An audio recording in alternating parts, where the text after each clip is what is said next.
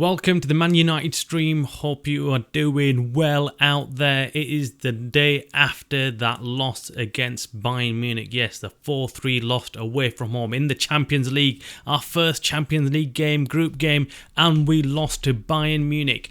It wasn't a good game, but then it wasn't a bad game. It's really confusing.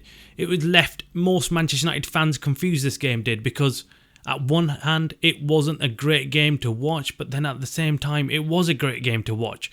We didn't do well, but we did do well. We'll discuss this and everything more in today's show, so make sure you hit that like button on the video and subscribe if you're new to the channel. So let's get into this. So last night, Manchester United lost their opening game against Bayern Munich in the group stages, and it was expected. They were the underdogs going into the game. Many had Bayern Munich winning 3 or 4-0, or Manchester United actually made a game of it, and they did play well. Now, initially, when the game started, Manchester United actually looked really good. In the first 5-10 minutes, Manchester United started really well, and then the wheels came off. We've seen this kind of start from Manchester United already in the Premier League. In the last couple of games that they've played, they start off really well, really fast. They look very energetic. They look like they're going to go ahead and score 3-4 goals, and yet they don't score any goals. They don't finish off the chances that they get. They get very close, and that's exactly what happened in the Bayern game last night. There was one chance that fell to, I think it was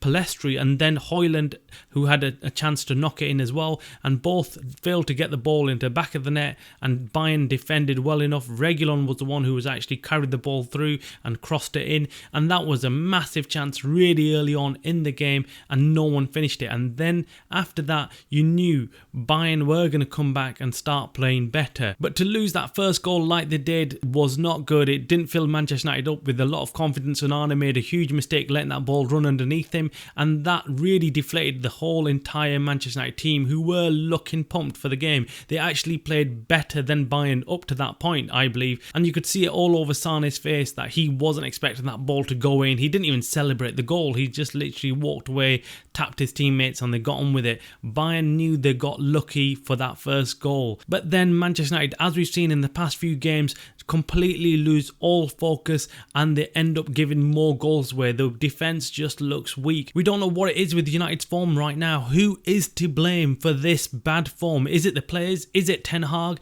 Is it the midfield? Or is it the defence? Or is it the strikers who are not scoring enough goals? Who is to blame? Now, looking at Manchester United in a little bit more detail, you can see where the problems lie. First of all, Manchester United have leaked in so many goals this season. I think they're one of the highest teams up there as leaking the most goals this season. And you can see why, because the defence is not good enough. They lost Varane early on in the season, and they've had Lindelof playing there, and Lindelof does not look comfortable next to Martinez. There's no link between them. There's not real communication between them, and that is where the problem lies in that defence. And behind those two centre-backs, we have got Andre Onana, who signed for Manchester United this summer and is still trying to find his feet at Manchester United. It's natural for him to settle down and take some time to settle down, and it happened with De Gea. When De Gea first signed for Manchester United, it took him some time to settle down. Now, coupled with this defence that's leaking many goals, we're doing the opposite on the other side. We're not scoring enough goals either. Højlund, Rashford and the strikers are not doing enough. Now, we did score 3 goals against Bayern Munich last night, but that is an exception. Normally, we are struggling in front of goal. The strikers are not getting enough goals for us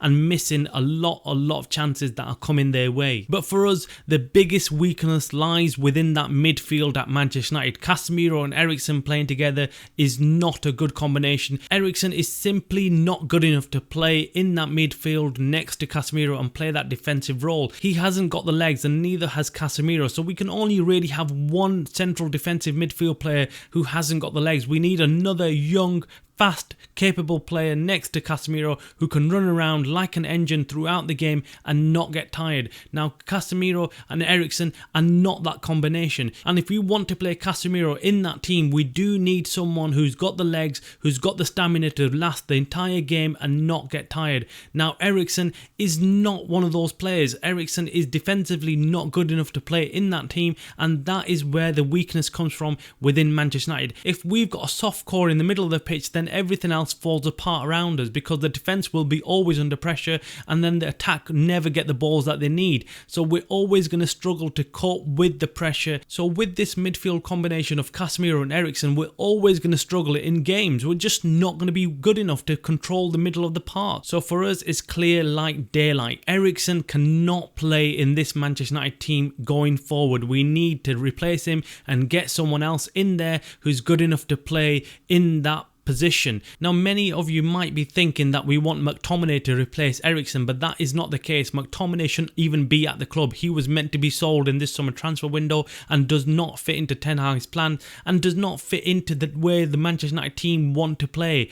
We don't need McTominay, and he hasn't got the legs either. He's not fast enough. We need someone like Amrabat, like Mainoo in there who can do the running and do the break-up play and provide that key element that's missing within the team. Let us know who you think is the biggest problem at Manchester United. What is going on and why are Manchester United not gelling together? Why can they not score enough goals and why can they not keep goals out? Who is the key person that you think is not playing well enough? Or is it a couple of players that you think are not playing well enough? So drop your comments below and let us know what you think. We love hearing from all Manchester United fans about what they think about the team and what's going on. So we want to know from all of you out there what you think should be done with this team and how do we get them to play any better. In last night's game, there were 3 players that stuck out like sore thumbs who needed to be replaced or need to be given time off the pitch so they can improve themselves and come back better players. Number 1 is Eriksen, as we mentioned. Number 2 is Lindelof. We mentioned him as well because he doesn't get on with Martinez in that centre-back position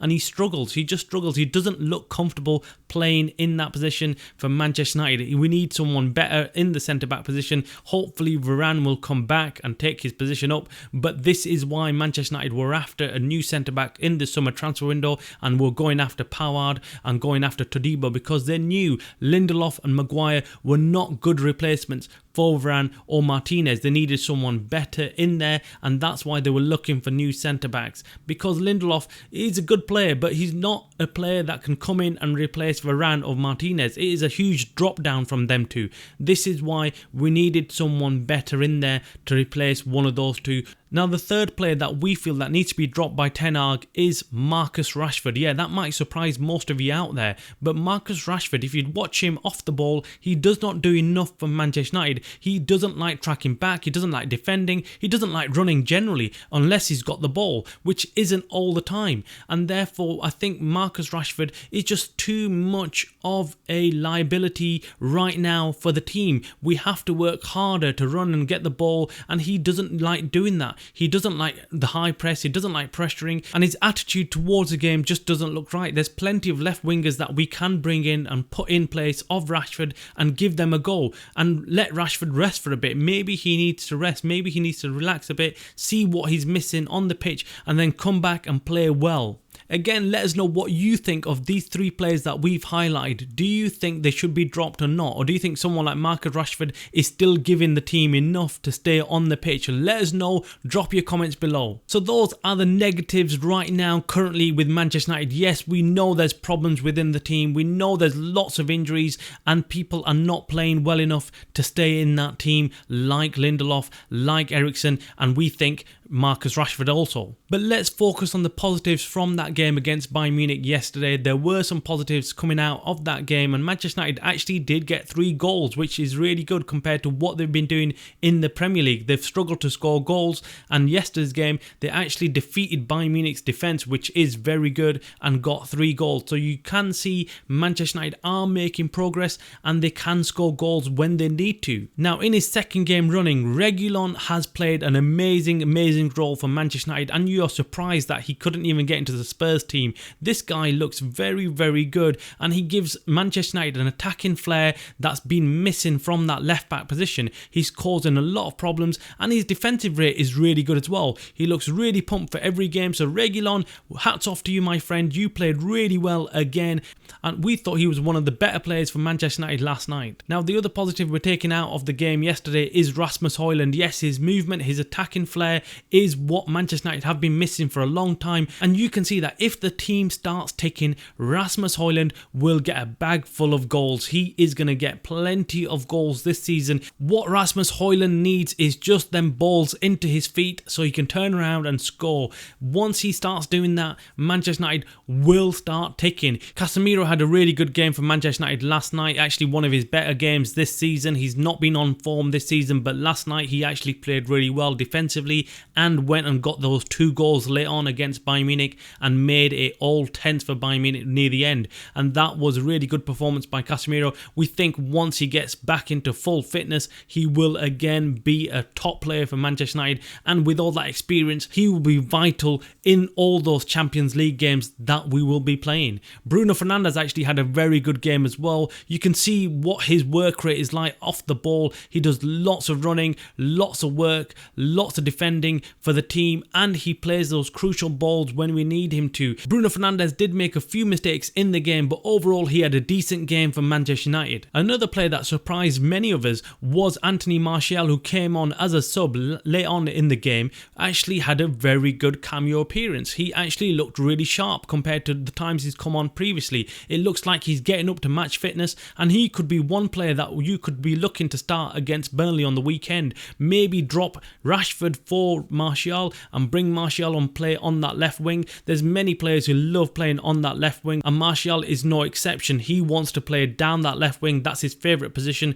and I think he could do a lot of damage if he comes on and plays down that left wing. I think Martial's final product, final ball to Højlund would be probably better than Rashford. So overall, even though we lost that game against Bayern Munich 4-3 last night, there's lots of positives to take out of the game. There was lots of positives in the way the players played, the way they showed determination. There was lots of positives in the players that came on, like Anthony Martial. There is still things that need improving for Manchester United, but overall we did not get battered by Bayern Munich. Many predicted that Bayern Munich are just going to simply wipe the floor with Manchester United and win 3-4-0 or 5-0, whatever the scoreline was predicted. They thought it's going to be an easy game for Bayern, but you could see the Bayern fans and the Bayern players were nervous. They knew Manchester United could do them over, and Manchester United could have walked away with a draw in that game. Yes, that penalty that Bayern Munich got was very, very weak. They shouldn't have got that penalty. Eriksen didn't even have an eye on the ball, wasn't looking,